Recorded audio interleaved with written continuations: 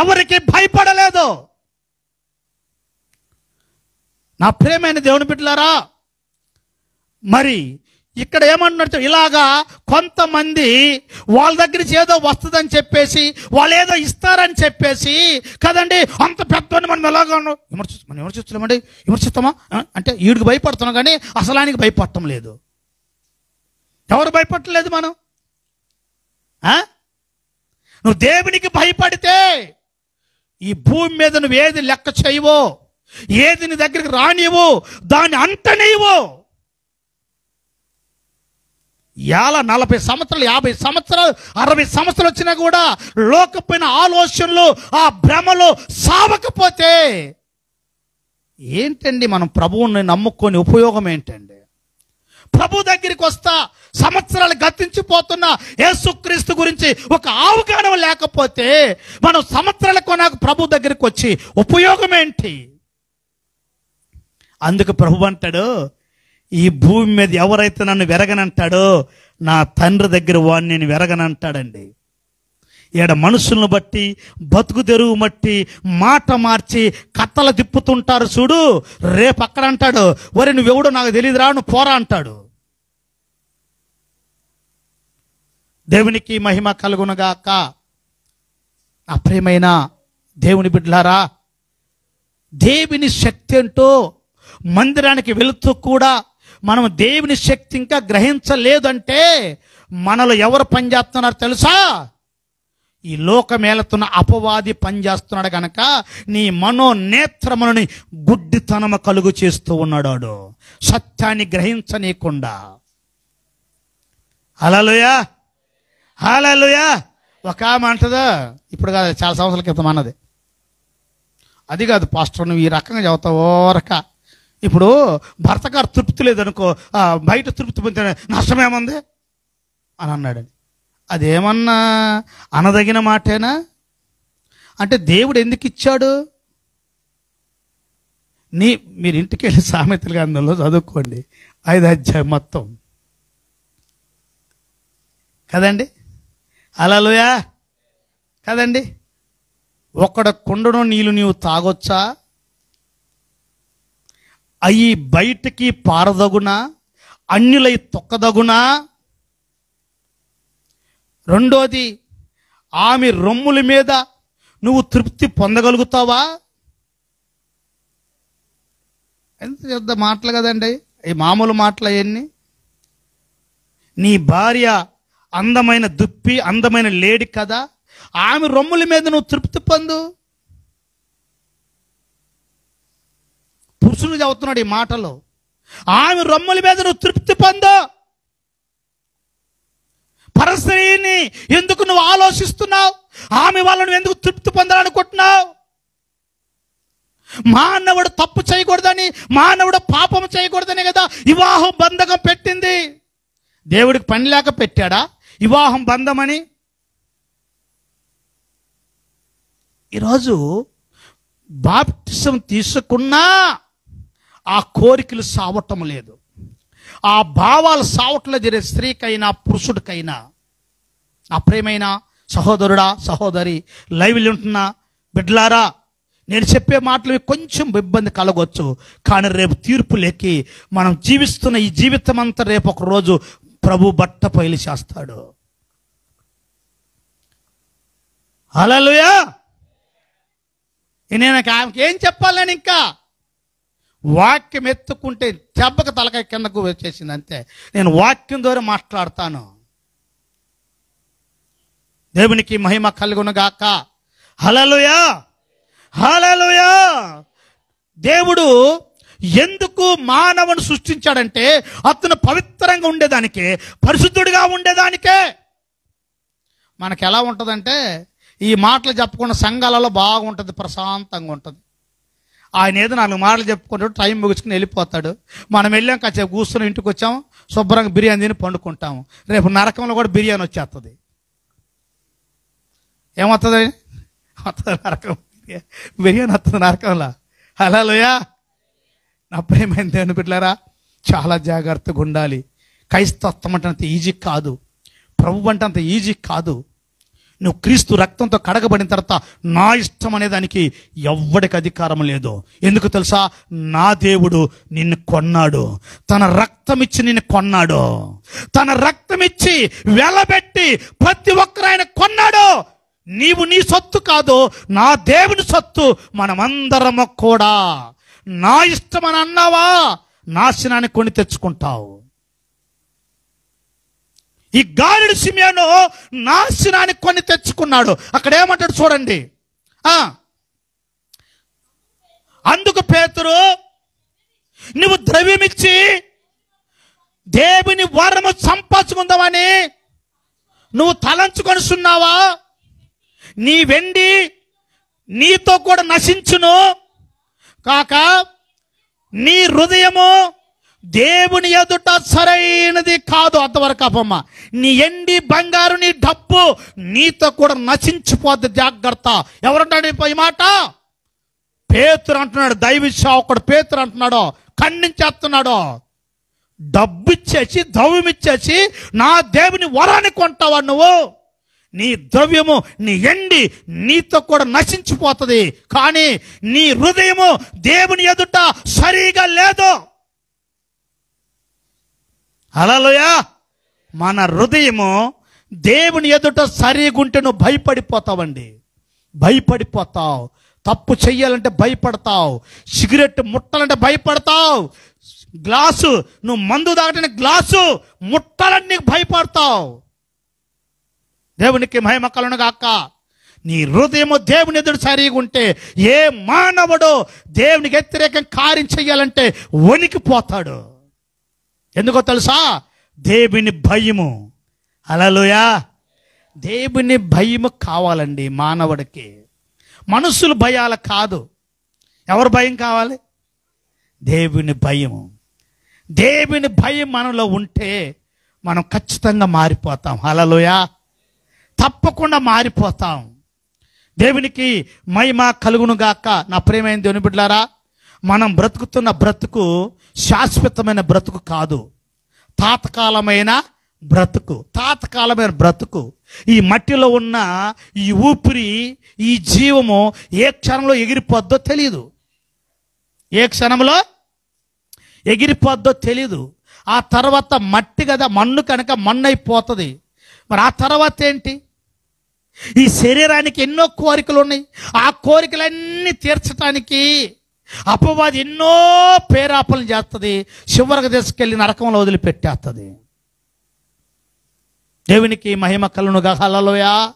అందుకే గారెడి సిమియోను బాప్టిజం తీసుకున్నాడు, మందిరానికి వెళ్తాడు, కానీ హృదయం మారలా. ఏం మారలేదండి? ఈరోజు మన పరిస్థితులు ఎలాగున్నాయంటే హృదయం మారదండి, హృదయం మారాల. అందుకే హృదయం అన్నిటికంటే ఘోరమైనది, అది చాలా వ్యాధి కలిగినది. కనుక ఆ హృదయాన్ని నాకు ఇచ్చేయరా అంటాడు ప్రభు. హల్లెలూయా. ఆ హృదయం నాకు ఇచ్చేయి, ఆ హృదయాన్ని నేను మార్చుకుంటాను. ఆ హృదయాన్ని మార్చుకొని, ఆ హృదయాన్ని శుభ్రం చేసి, ఆ హృదయాన్ని పవిత్రపరచుకొని ఆ హృదయంలో నేను నివసిస్తాను. హృదయం అన్నిటికంటే మోసకరమైనది కనుక కదా. అందుకే చూడండి, మన హృదయంలో ఏదో ఉంటుంది, పైకి మాత్రం హృదయంలో నుంచి మాట రాదు. అందుకే ప్రభువా ప్రభు అన్నవాడు పరలోకం వెళ్ళాలంటే కొంతమంది అంటారు, అరే ప్రార్థన చేయబోకరా నువ్వు పరలోకానికి పోవంటాడు. దానికి అర్థం ఇదేనా? ప్రార్థన చేస్తే పరలోకానికి పోడంట. హల్లెలూయా. ఈ వాక్యం తెలియనివాడు ఏం చెబుతాడు? దాని అర్థాల భావాలు ఏం చెప్తాడు? ప్రభువా ప్రభు అన్నవాడు పరలోకాన్ని ఎందుకు పోడంటే పెదవులతో సూచిస్తున్నావు కానీ హృదయం మాత్రం లేదు. నీ హృదయాన్ని ప్రభువుకి ఇవ్వకుండా, నీ హృదయంలో మార్పు లేకుండా, నీ హృదయంలో ఉన్న ఆ కఠినాత్మని, ఆ హృదయాన్ని మార్చుకోకుండా ఎంతసేపు ప్రార్థన చేస్తావురా నాయనా? ఆ ప్రార్థనకి బలం లేదు, విలువ లేదు అంటాడు. ప్రార్థన అనేది ఎక్కడి నుంచి రావాలండి? హృదయంలో నుంచి రావాలి. హల్లెలూయా. ఎప్పుడైతే ఆ ప్రార్థన హృదయంలో నుంచి వస్తుందో ఒకరు చెప్పాల్సిన అవసరం లేదు. నీ అంత నువ్వే మారిపోతావు, నీ అంత నువ్వే నీ పాపాలు ఒప్పుకుంటావు, పశ్చాత్తాపడతావు. ప్రభువా ఇక నేను చేయనయ్యా అని ప్రభు లేక నీ అంత నువ్వే తీర్మానం లేకొస్తావు. హల్లెలూయా.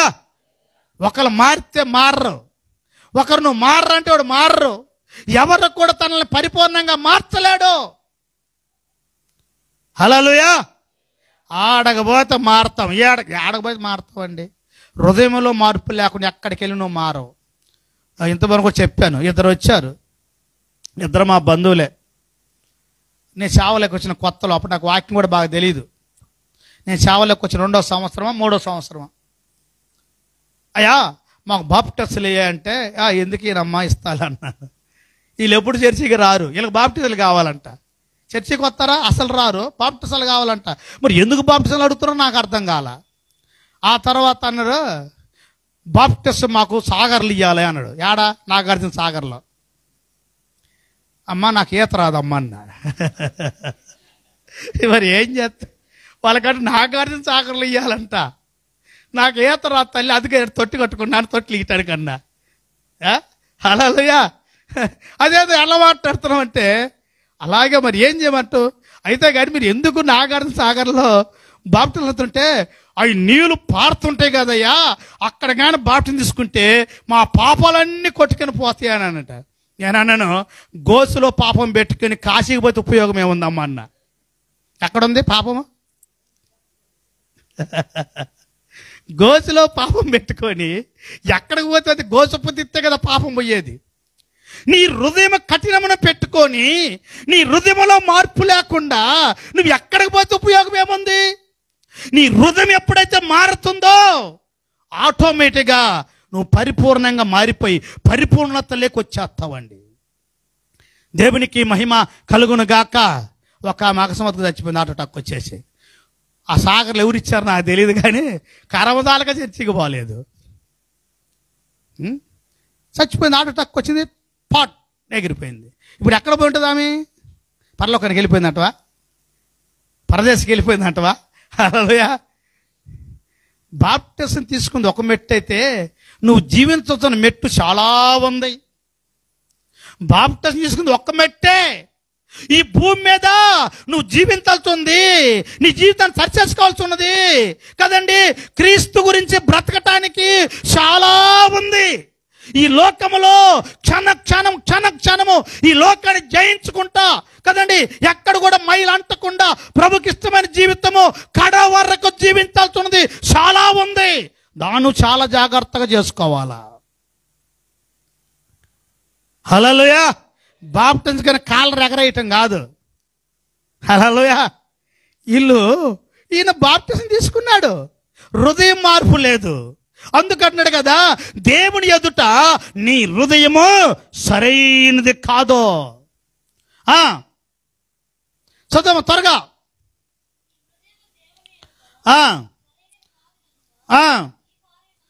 ఈ కార్యమందు నీకు పాలు పంపులు లేవు, కాబట్టి నీ చెడుతనమును మాడుకొని మారు మనసు పొంది ప్రభువుని వేడుకొనుము. ఒకవేళ నీ హృదయ ఆలోచన క్షమించబడవచ్చును. నువ్వు ఘోర దుష్టత్వములోను విపరీత బంధకములోను నువ్వు ఉన్నట్టుగా నాకు అగపడుతున్నావు.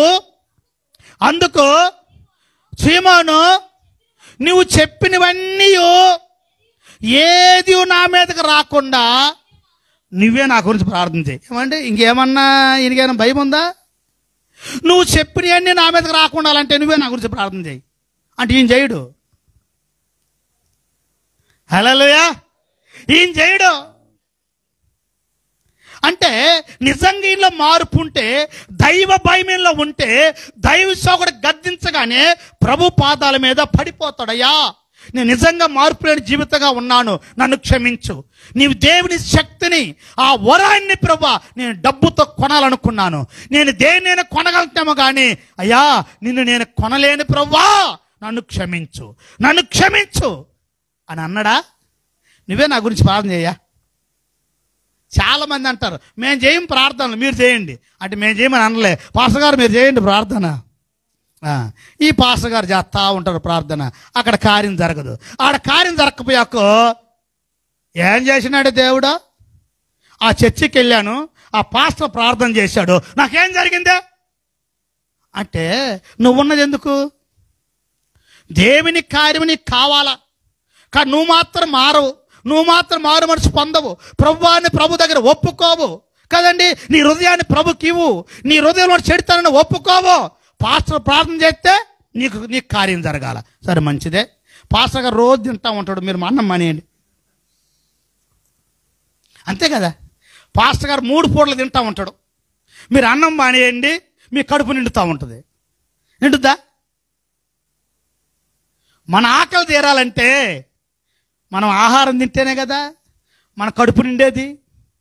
రెండోది, మన ఆహారం తింటేనే కదా మనకు కొంచెం శక్తి వస్తుంది కడుపులోకి, నరాలలోకి. అలాగనే నీవు కూడా దేవుని దగ్గర మొరపెట్టని నేర్చుకుంటే నీలో మార్పు వస్తుంది. దైవ శక్తి అంటే నీకు అర్థమవుతుంది, దేవుడు ఏంటో నీకు అర్థమవుతుంది, నీ ఆత్మకి రక్షణ జరుగుతుంది. పాస్టర్ గారు చెయ్యాలా, మేము విడుదల పొందాలా, పాస్టర్ గారు చెయ్యాలా, ఇక్కడ కార్యాలు జరగాల. మరి మనమున్నది ఎందుకు ఇంకా? పాస్టర్ గారు మీరు చెప్పినా చెప్పకపోయినా పాస్టర్ గారికి ఒక్కసారి తెలిసిన తర్వాత ఖచ్చితంగా ప్రార్థన చేస్తూనే ఉంటాడు. ప్రభువా, వాళ్ళు నా బిడ్డలు ఈ సమస్యలతో ఉన్నారు, వాళ్ళు నువ్వు కాపాడు, వాళ్ళు నువ్వు కాపాడు, వాళ్ళు నువ్వు కాపాడు, వాళ్ళు నువ్వు కాపాడు. నిన్న పేతురు ఫోన్ చేశాడు నాకు, అయ్యా మా భార్యని ఆపరేషన్లో తీసుకెళ్తున్నారంటే నేను అన్నాను, తక్కువని నేను కనిగిరిసి వస్తున్నాను, బండి దిగేసి ముందు చెవుకాడు ఫోన్ పెట్టి ప్రార్థన చేస్తానన్నాను. ఎమ్మటే ప్రార్థన చేశాను, అయ్యా నేను ఇంటికి వెళ్తా, నేను ప్రార్థనలు కూర్చుంటానన్నాను. వచ్చాను, ప్రార్థన చేసుకుంటా ఉన్నాను, ఎమ్మటే ఫోన్ వచ్చేసింది, ఆడపిల్ల పుట్టింది. హల్లెలూయా. ఆడపిల్ల అంటే ముందు మగపిల్లడు పుట్టినలే. హల్లెలూయా, దేవుడికి స్తోత్రం. పాస్టర్ గారు ప్రార్థన చేశాడు, ఆడపిల్ల పుట్టినది అనుకుంటున్నాం, దేవుడికి చిత్త కలిగిన గాక. ఇది కూడా ఒక దింగులే, ఆడపిల్ల పుట్టింది పాస్టర్ గారు ప్రార్థన చేసినాడని. నేను నా ప్రభు దయ వల్ల, నా ఆలోచన కాదు కానీ నా ప్రభు దయ వల్ల నేను ఎంతమందికి పెళ్ళిళ్ళు చేశానో అందరికీ సంవత్సరం లోపు పిల్లలు, అందరికీ మగపిల్లలే. మీరు ఆలోచించుకోండి, మీకు గుర్తే ఉంటుంది ఎవరెవరు పెళ్ళిళ్ళు చేశాను. హల్లెలూయా. అది ప్రభు కృప, అది మనలో ఏమీ లేదు. దేవునికి మహిమ కలుగును గాక. నేను పెళ్లి చేయడం మగపిల్లలు పుట్టినారని కాదండి, అది ప్రభు దయ. దేవునికి మహిమ కలుగును గాక. హల్లెలూయా. ఇక్కడ ఒక వాక్యం మనం చూసుకొని మన బల్లాలకి వెళ్దాం. దేవునికి మహిమ కలుగును గాక. అపోస్తల కార్యము 13వ అధ్యాయము 9వ వచనం.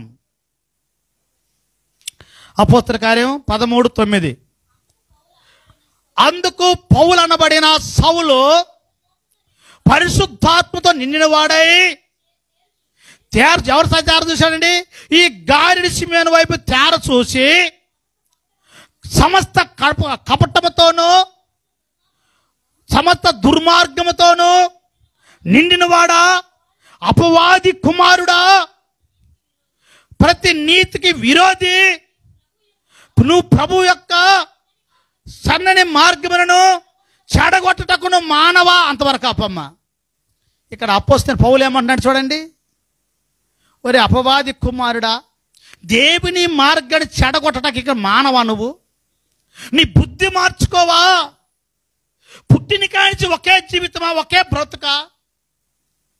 కనీసం ఇప్పుడైనా నీ జీవితాన్ని, నీ బ్రతుకుని మార్చుకొని ఒక నీతిగా బ్రతకలేవా? హల్లెలూయా. మన జీవితాలు ఎలా ఉంటాయంటే ముసలోడు అయిపోయిన దాకా కాటికొచ్చేంత వరకు మార్పు లేకుండా చనిపోతున్నారు. ఈరోజు బాప్టిసాలు తీసుకుంటారు, మంచిదే, కానీ మార్పు లేకుండా చనిపోతున్నారు. దేవునికి మహిమ కలుగును గాక. హల్లెలూయా. నా ప్రియమైన ఎలా ఉందంట, ఇతను దుర్నీతితో నిండి ఉన్నాడు, పాపంతో నిండి ఉన్నాడు, పనికిరాని ఆలోచనలతో నిండి ఉన్నాడు. అందుకే మానవుడికంట నిలువెల్ల ఇష్టమే. ఆ సర్పానికి ఉండేది తల మీద మాత్రం ఇష్టం ఉంటే మానవుడికి నిలువెల్ల విషమే, నిలువెల్ల విషమే. అందుకే వీళ్ళు పరిపూర్ణంగా మారరు. హల్లెలూయా. పరిపూర్ణంగా మారరండి. మానవుని స్వభావము చాలా భయంకరమైనది. అందుకే దేవుడు మానవుని సృష్టించింది కంట ఆయన నొచ్చుకున్నాడంట. హల్లెలూయా. ఆది కాండములు అంటాడు, మానవుని సృష్టించేందుకు ఆయన ఏంటంట, తన హృదయం అంట, తన మనసు నొచ్చుకుందంట. అంటే ఏంటి? ఎందుకు వీళ్ళని సృష్టించానా అని. వీళ్ళు బాల్యము నుండే వీళ్ళ గుణాలంట చెడ్డ గుణాలు, చెడ్డ బుద్ధులు, చెడ్డ ఊహలు మానవుడి. దేవునికి మహిమ కలుగును గాక. నా ప్రియమైన దేవుని బిడ్డలారా, మనము దేవుని నమ్ముకున్నది ఒక వంతు అయితే, దేవుడి కొరకు జీవించేది మరొక వంతు. హల్లెలూయా. బాప్టిజం తీసుకోవటం ముఖ్యం కాదు, కానీ ఆ బాప్టిజం తగినట్టుగా జీవించటం చాలా ప్రాముఖ్యమైన విషయం ఇది. అలా మనం జీవించకపోతే మనం తీసుకున్న బాప్టిజానికి ఏమాత్రం కూడా విలువ లేదు. హల్లెలూయా, హల్లెలూయా, హల్లెలూయా, హల్లెలూయా. మీకు ఒక మాట చెబుతా వినండి. టైం 1 అయింది. నేను సేవలకు వచ్చిన తర్వాత పనులు చేస్తున్నా కదా, ఒకడంటాడు, యేసుపాదము నన్ను సికింద్రాబాద్ వదిలిపెడతావా అంటాడు. ఎందుకంట నేనుండే కాడికి బాబుజీ నగర్కి సికింద్రాబాద్కి ఎంత తిప్పి కొడితే 4 కిలోమీటర్లు 5 కిలోమీటర్లు ఉంటుంది. నడుచుకుంటూ కూడా పోవచ్చు 5 కిలోమీటర్లు. ఎందుకని అడుగుతలా, సినిమా చూడాలబ్బా అని అంటాడు. వాడు సినిమా చూసానికంట నేను తీసుకెళ్ళి సినిమా ట్యాక్స్ కూడా వదిలిపెట్టాలంట. మళ్ళా అంటాడు, ఏమి లేదు, నువ్వు సినిమాకి రావద్దు, నువ్వు గేట్ కాడుండు.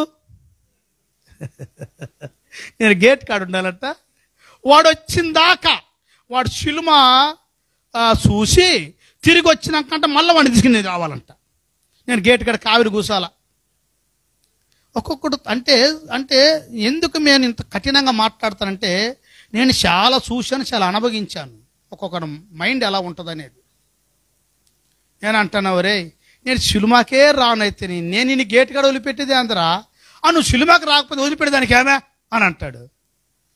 నిన్ను సినిమాలకు తిప్పేదానికి నేను లేను నాయన, నాకు పని ఉంది, ఇంకొకరిని చూసుకోపో అంటాను. ఈ రకంగా ఎందరో ఒకసారు పని చేస్తున్నా కదా, ఆయన పాపము ఏజ్లో పెద్దోడు, 60 సంవత్సరాలు ఉంటాడు, బాగా కోటేశ్వరుడు, డబ్బున్నాడు. ఆయన అంటాడు, పాస్టర్ గారు, పాస్టర్ అనలే మేస్త్రే, ఆడ పోయి కొంచెము ఆ మటను చికెన్ ఇప్పుడు కట్టకురావా అన్నాడు. ఇంకేం చేస్తాను, కట్టకొచ్చి ఇచ్చేసాను. కట్టకొచ్చి ఇచ్చిన తర్వాత ఇంకా నేను వెళ్ళిపోతాను సార్ అన్న. నాకు అర్థమైంది సిచ్యువేషన్, ఈడేదో మందు బాబాలు ఉందని. నేను వెళ్ళిపోతాను సార్ అంటే వాడంటాడు, కుర్చేసి కూర్చో అని అన్నాడు. ఎందుకు అన్నా, లేదు కూర్చో మాట్లాడాలన్నాడు. సరే కూర్చున్న కంచేపు వాడు గ్లాసులో పోసి నాకు కూడా సగం ముక్కలు పక్క పెట్టి తాగు అని అన్నాడు. సార్ నాకు అలాంటి అలవాటు ఏమి లేవు అని అన్నా. ఒకప్పుడు నాకు కూడా అలవాట్లు ఉన్నాయా, నేను తాగుతలేను అంటున్నాడు వాడు. ఒకప్పుడు వాడికి అలవాటు లేదంట, ఇప్పుడు అలవాటు చేసుకున్నాడంట. ఇప్పుడు నేను కూడా అలవాటు చేసుకోవాలా? సార్ ఇవన్నీ నాకు నచ్చవు, నీదేది నువ్వు కానీ నా దారి నేను వెళ్ళిపోతానంటే పోనీడే అని అన్నాను. సార్ ఇవన్నీ నాకు నచ్చవు, మీ దారిని మీరుండండి, నా దారి నేను వెళ్ళిపోతాను. ఎగ్గొట్టొచ్చేసాను. ఇలా ఎందుకు దుష్టులు ఆలోచప్పు నడవక, పాపుల మార్గం నిలవక, అపహాసకులు కూర్చుని చోటున కూసుండక. ఎందుకు ఈ మాటలు? చాలా మంది ఏమంటారు, ఆయన రానిలయా, ఆయన మాట్లాడనిలనే. మరి ఈ వాక్య సంగతి ఏంటి? దుష్టులు ఆలోచప్పు నడవక, పాపుల మార్గం నిలవక, అపహాస్యులు కూర్చుని చోట నువ్వు కూర్చుండక. మీరు తప్పుగా అన్నకానంటే ఒక మాట చెబుతా వినండి. ఒక స్త్రీ సాక్ష్యము సరిలేదు, ఒక పురుషుడు సాక్ష్యము సరిలేదు. మనం వెళ్ళి అతనితో తిరుగుతున్నాం అనుకో, లోకం ఏమనుకుంటా చెప్పండి, ఓహో వీళ్ళిద్దరికి ఏదో స్నేహం కలిగిందంటే ఈడు కూడా దాంట్లో జాయిన్ అయిపోయినట్టున్నాడు. ఒకటి సరే, పురుషుడితో ఒకలాగా వస్తుంది పోనీ, స్త్రీది ఇంకా ఘోరంగా ఉంటుంది. ఈ అమ్మగారు కూడా ఆ అమ్మగారు తిరుగుతున్నాడంటే ఈమె కూడా లైన్ లేక వచ్చేసింది అనమాట. ఇలా అనుకుంటారు చిల్లరగాళ్ళు. ఎలా అనుకుంటారు చెప్పండి? మీరు తిట్టుకున్న పర్లేదు తల్లి, మీరందరూ నాకు తల్లి లాంటి వాళ్ళు.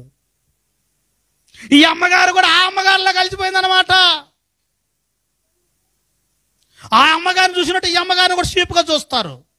రేపు మాటలు కూడా అలాగే వస్తాయి. అంటే దేవునికి ఇచ్చిన గౌరవాన్ని, మర్యాదని, దేవుడిచ్చిన నీకు స్థానాన్ని నీ చేతలు నువ్వు పోగొట్టుకుంటున్నావు. నన్ను అలా అన్నారంటే అంటారు, అనకుండా ఏమనుకుంటే లోకం కదా అంటారు. ఎందుకంటే నీ సాక్ష్యము చెడగొట్టుకుంటున్నావు, నీ నడవడికని చెడగొట్టుకుంటున్నావు కనుక అంటారు, అనుభవించు. దేవునికి మహిమ కలుగునుగాక. నేను ఎందుకు ఈ మాటలు చదువుతున్నా అంటే మీ అందరికీ నా జోడించి చదువుతున్నాను. మీరందరూ పరిశుద్ధులుగా ఉండాలి. నా ప్రభుకి ఇష్టం అది. మీరందరూ పరిశుద్ధులుగా నా ప్రభు ఎదుట అగపడాలి. రేపు దేవుని రాజ్యంలో, పరలోకములో నా ప్రభు సింహాసనం మీద నిన్ను పిలిచినప్పుడు నువ్వు నిర్దోషిగా అగపడాలి, పవిత్రాలుగా అగపడాలి, పరిశుద్ధులుగా నువ్వు అగపడాలి. ఇది నా ప్రభు కోరిక, నా ఆలోచన కూడా ఇదే. అందుకే నేను సంఘాన్ని గాయపరుస్తూ ఉంటాను. దేవునికి మహిమ కలుగునుగాక. నా ప్రియమైన దేవుని బిడ్డలారా, ఎన్ని రోజులు బ్రతికామన్నాం కాదు, దేవుని గురించి ఎంతవరకు బ్రతికాం ఇది ముఖ్యము. 100 సంవత్సరాల బ్రతికి సాక్ష్యాన్ని పాడు చేసుకుని సావటం ముఖ్యం కాదు. 50 సంవత్సరాలు బ్రతికినా, 30 సంవత్సరాలు బ్రతికినా క్రీస్తు గురించి బ్రతికి సావటము చాలా బెస్ట్. దేవునికి మహిమ కలుగునుగాక. అలా ఉండాలని ప్రభు మనల్ని కోరుకుంటున్నాడు. దేవునికి మహిమ కలుగునుగాక. ప్రతి నెలకొకసారి మనం బల్లాలో చేయి వేస్తున్నాము.